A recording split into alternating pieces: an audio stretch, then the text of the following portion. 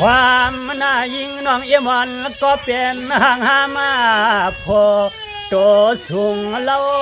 ยังหลีหักหลีเปียงวันคำลูกสายเปื่อนผักไปเมื่อไกล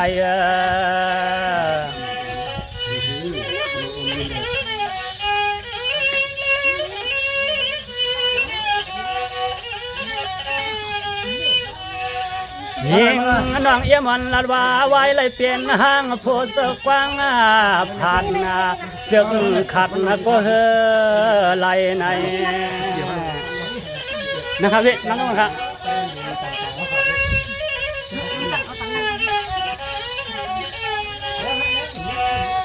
วายเลยเปลี่ยนห้างตั้งตุกเลือดทนตั้งมวลเสือมาเฮือมีว่าในหาเฮือมี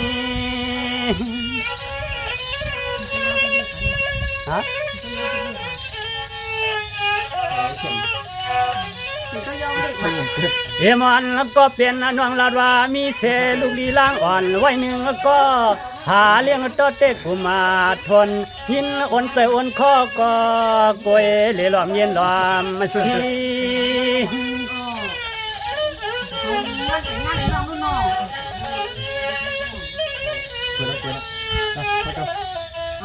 มานั่งกันเลยมานั่งกันเลยเมียลวงต่างทุกต่างไม่ต่างหยาบนาหาบนาการกินนักก็หือไหลไปก็เจ็บขาไปก็เจ็บขาแน่น้องว่าน้องก็ลาดก็ดูสั่งกับโชคลาดน่ะต่อรองราคากันได้อยู่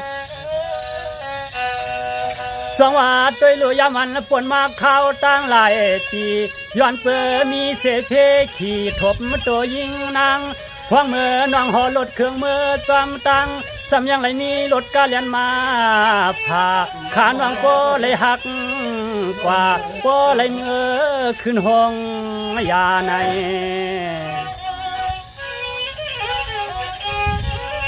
หน่อยกันเลย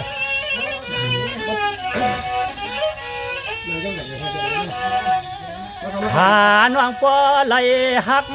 เพื่อนยาเพื่อนกับนายในก็ยังตึกเสียบมาอยู่เปลี่ยนพวกเปลี่ยนข้าวว่าเปลี่ยนข้าว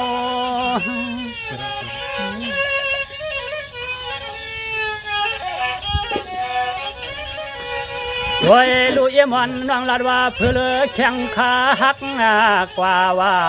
เสียดนาซาโพนสัมผัสงากามันเกียนอยากว่าอยากเยายิงน้องเอ็มวันหลอมไข่สู้เฮา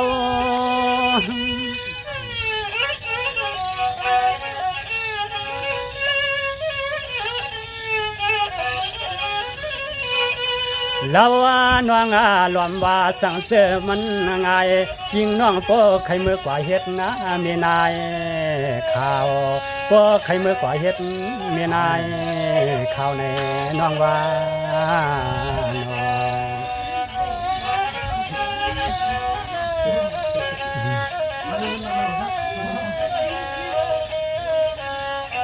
สองเอี่ยมันก็เปลี่ยนน้องไว้เสลีลีสามีในกอลีนั้นเปขึ้นมาพี่ในวันกาน้องเอี่ยมไว้เสให้แก่นเปแห้งโยเงาหน้า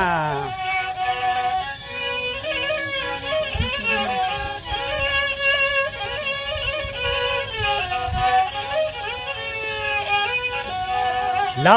ห่างดีน้องเอี่ยมเมื่อปอลองตั้งตุกตั้งไม่หลวงในเผอก็หือหลอดขึ้นว่ามีเย้าเราอย่าเสเรียกลา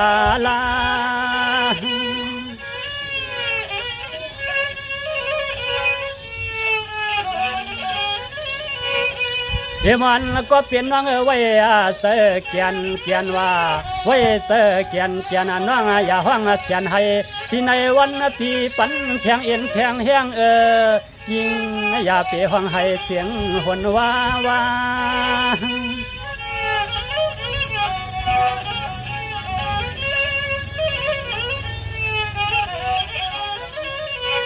ป้า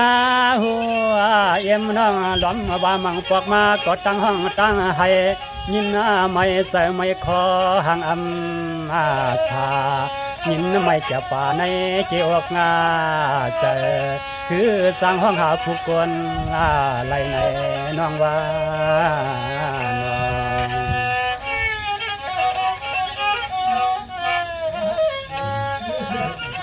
ดอกกันเลยนั่งกันเลย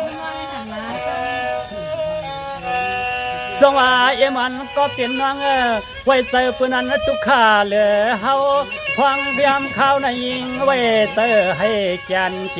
เฮาพี่ปันแข็งเอ็นแข็งแห้งยอดยังอ่อนสวงอย่าเปซ้ำโยเงาหนอน้องเอ็มเขา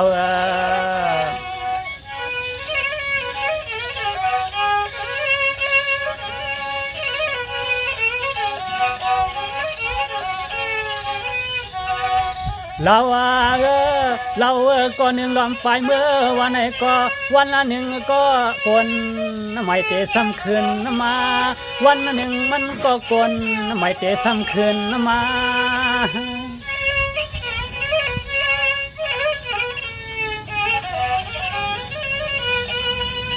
สวงว่าเอมันก็เป็นน้องพิจำก็เก่ายันกว่าว่าหวังขาดแทงมือหน้าก็ไม่เตะพวกมากะยิงอย่าเตะเรียกลา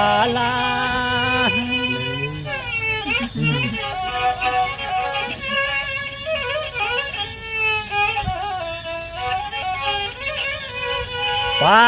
หัวเมียวหลังเสือจึงไหนในมันเป็นสมตาเปลืองเครื่องกลดวงเปลืองเครื่องกลดวงอยู่หน้า